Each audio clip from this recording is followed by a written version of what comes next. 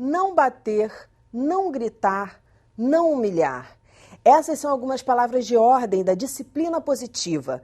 Você já ouviu falar nela?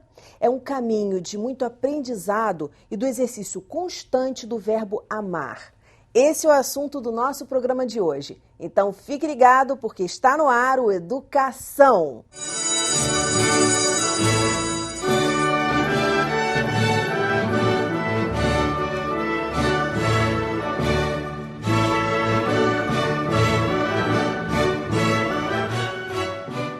Meus convidados são o pai, blogueiro, defensor da disciplina positiva, Tiago Queiroz, e a psicóloga Roberta Caminha.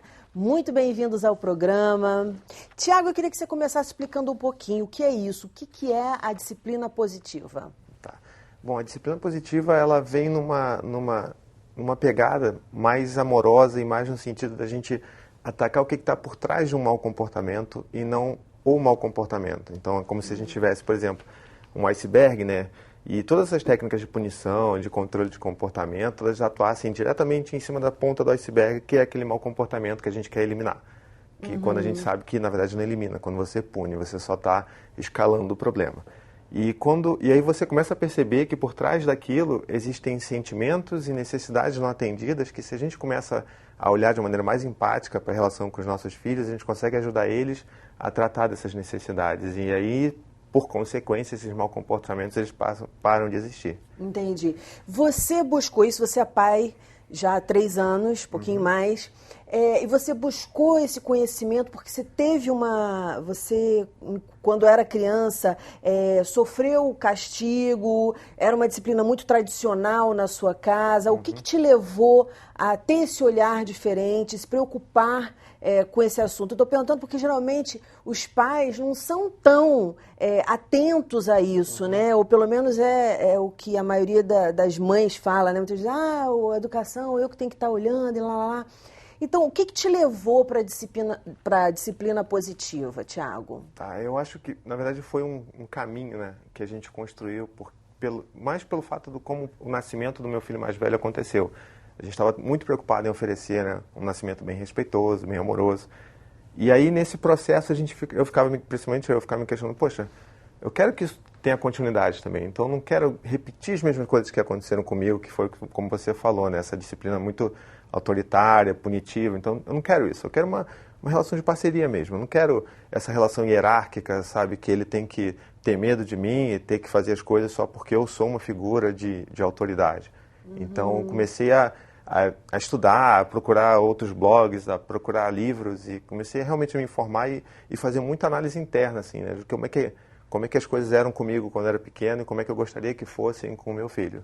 E está dando certo, pelo visto. Tá. Muita gente seguindo o blog, muita gente comentando, e na prática, quer dizer, você continua porque você já tem bons resultados. Eu quero que você conte muitas coisas para a gente hoje, que os pais estão em casa, o pessoal quer anotar, quer gravar, quer aplicar. Roberta, você fala sempre na validação do sentimento da criança. O que isso significa? Eu acho que vai muito de acordo com o que o Tiago está falando, né? Quando você educa de uma forma respeitosa, isso envolve você querer saber o que está se passando naquela criança, qual a necessidade dela, né? E é muito importante a gente validar os sentimentos dela no sentido de, por exemplo, você percebe que uma criança está triste, eu estou vendo que você está triste, né? Porque ela vai gerar uma segurança para ela saber que ela está sendo ouvida, né? Saber que ela está sendo reconhecida, que ela está tendo uma voz, né? E tem uma coisa que é muito importante, que muita gente desconhece, que se chama regulação emocional, né? O que é a regulação emocional? É você validar, você ajudar a criança a reconhecer essa emoção que ela está sentindo e ensiná-la a lidar com isso. Então, por exemplo, a criança que está feliz, mas você ensinar ela a lidar com aquilo sem ela ficar completamente eufórica e perder a atenção e perder o foco, ela se desorientar. É uma criança que está, enfim, com dificuldade de fazer alguma coisa, você ensinar ela a lidar com aquele sentimento de frustração, mas para que ela não se desmotive a continuar fazendo, para que ela continue tentando, né? Então, você dar as ferramentas para a criança aprender a lidar com as emoções que estão ali, né? E uma coisa importante também, eu acho, que tem a ver com nosso processo de autoconhecimento também, né?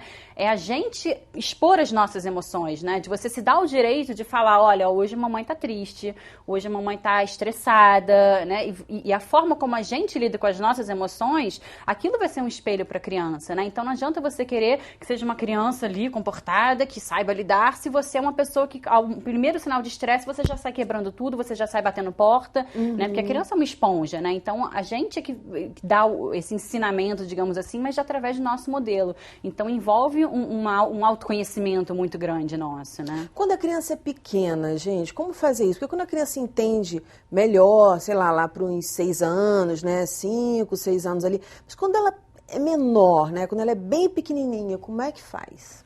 Bom, acho que é justamente aí que entra, acho que um dos papéis mais importantes da disciplina positiva, né? E do pai e da mãe nessa construção de saber nomear os sentimentos, né? Porque é o que você falou, a criança de 2, 3 anos não sabe o que ela está sentindo. Então ela sente aquela onda de raiva que toma conta dela e ela não consegue controlar aquilo, ela não sabe nem o nome daquilo, então a gente ajuda ela a nomear aquilo, né? Então a gente fala, filho, você está com muita raiva, tipo, eu tô vendo que você está com raiva, e passa muito pela validação que ela falou, né? Tipo, você reconhece aquilo, a criança, no momento ela começa a entender que aquilo é raiva, ela começa a entender quando ela está muito eufórica, ou então ela começa a entender que ela está frustrada.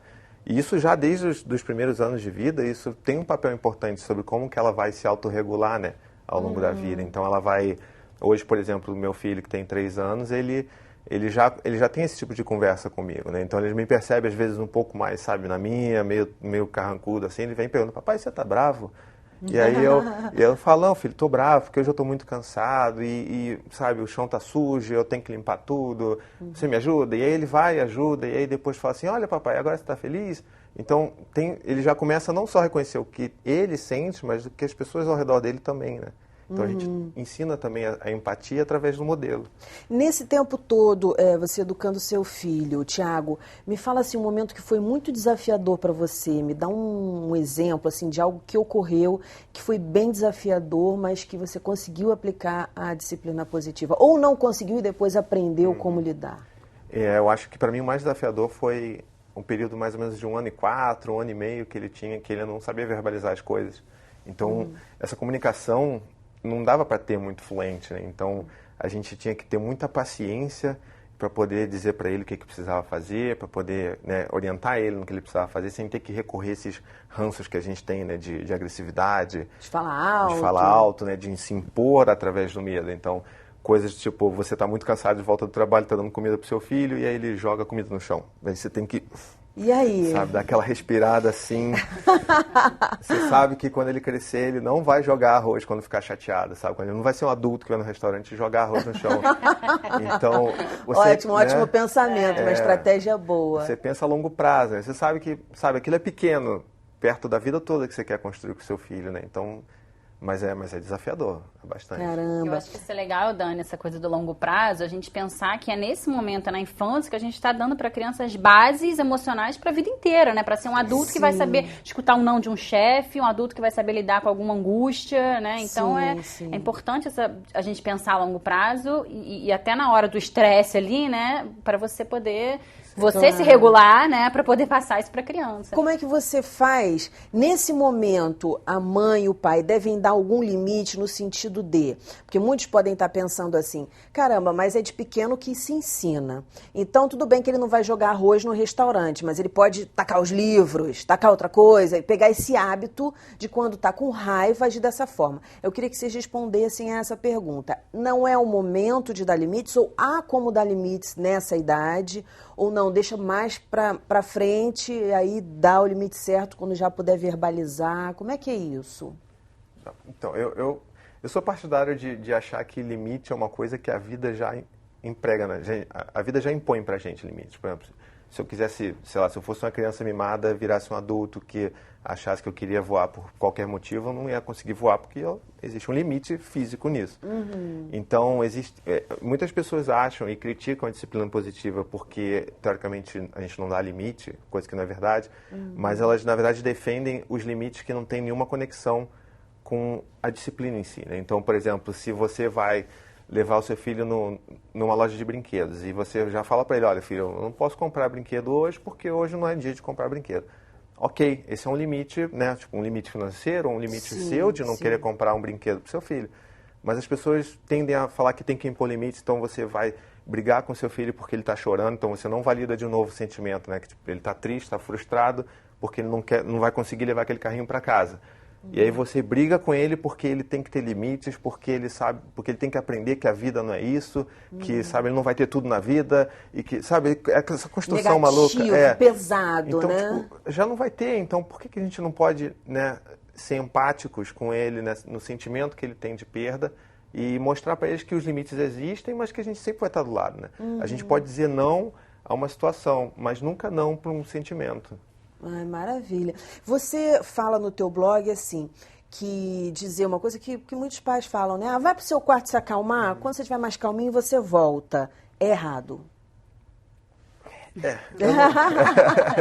É dentro dessa visão, né? É que eu não gosto muito de falar entre certo e errado, né? Eu sei. Acho que filosoficamente não existem. Mas dentro dessa visão, qual seria o equívoco? Vamos colocar assim.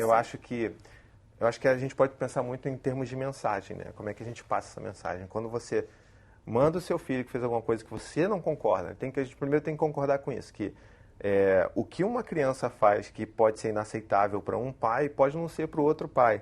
Então é muito subjetivo essa coisa de, né, disciplinar e educar e botar limites. Mas enfim, digamos que tem uma coisa que para mim não é aceitável. Se eu mando ele para o quarto dele, a mensagem que chega para ele é que eu não quero você perto de mim, a não ser que você atenda as minhas expectativas. Então, num caso extremo, você só vai ter o meu amor quando você fizer o que eu quero que você faça. Me agrade sempre. Exato. Então, essa troca, né, do amor condicional, isso não é saudável para a relação a longo prazo, né? Então, você pode, obviamente, se você castiga a criança, você consegue interromper aquele mau comportamento naquela hora. Se ele está batendo no irmão, você manda ele para o quarto, você conseguiu interromper aquilo. Mas você não consegue trabalhar o que está por trás ali, né? E você sempre vai você sempre vai reforçar o papel de que o mais velho é o agressor, no caso, e de que o mais novo é a vítima, por exemplo. Qual é o momento, como é que acontece essa história de dar a segunda chance? Em que momentos ela pode ser aplicada, essa dica? Segunda chance? Eu acho que é também muito subjetivo, né? Eu acho que vai muito do dia a dia, assim, se você acha que... Porque é muito importante a gente mostrar para os nossos filhos que a gente cede, né, também. Porque se você parar para pensar, acho que todo mundo concorda, né? Quando você tem uma criança, você meio que indiretamente está pedindo para ela ceder o dia inteiro. Né? Então, tipo, você está arrumando ela para a escola, ela não quer botar uniforme, mas você não, tem que botar uniforme, porque você vai para a escola, então ela já está cedendo naquele momento. Se ela quer, na hora do almoço, quer comer, sei lá, frango e só tem carne, ela vai estar cedendo também àquela vontade. Então, o dia inteiro ela faz pequenas sessões. E aí, em algum momento, você tem que ser flexível também para mostrar para ela como é ser flexível, né? Senão, tipo, é uma coisa muito de uma vez. Lateral, né? Isso. Eu acho que a gente tem isso. Outra coisa legal, assim, da gente reconhecer os nossos sentimentos e pedir desculpa, por exemplo, né? Porque a gente está dando um modelo de que, não, eu também erro, né? Eu sou mãe, mas eu também erro, né? E eu acho que a questão que você falou do limite, né? Da hora ali, que jogou o arroz todo no chão, é uma grande chance também de você ensinar para a criança, por exemplo, ai, poxa, tá sujo, como é que a gente faz, né? Como é que a gente faz? É uma forma de você estimular o raciocínio dela também. Vamos solucionar isso, então. Né? Então, é uma grande chance de você ensinar alguma coisa para a criança, né? Então, pô, vamos lá junto na cozinha, vamos pegar uma pá, uma vassoura, né? E é mais uma oportunidade que você está ali de criar um vínculo com a criança, que vocês estão os dois juntos construindo alguma coisa, né? Os dois juntos solucionando alguma coisa, né? Então, é muito mais, eu acho, por essa linha, assim, né? Deixa eu pedir licença a vocês, a gente vai para um breve intervalo e volta já já. Não sai daí que no segundo bloco tem muito mais dicas.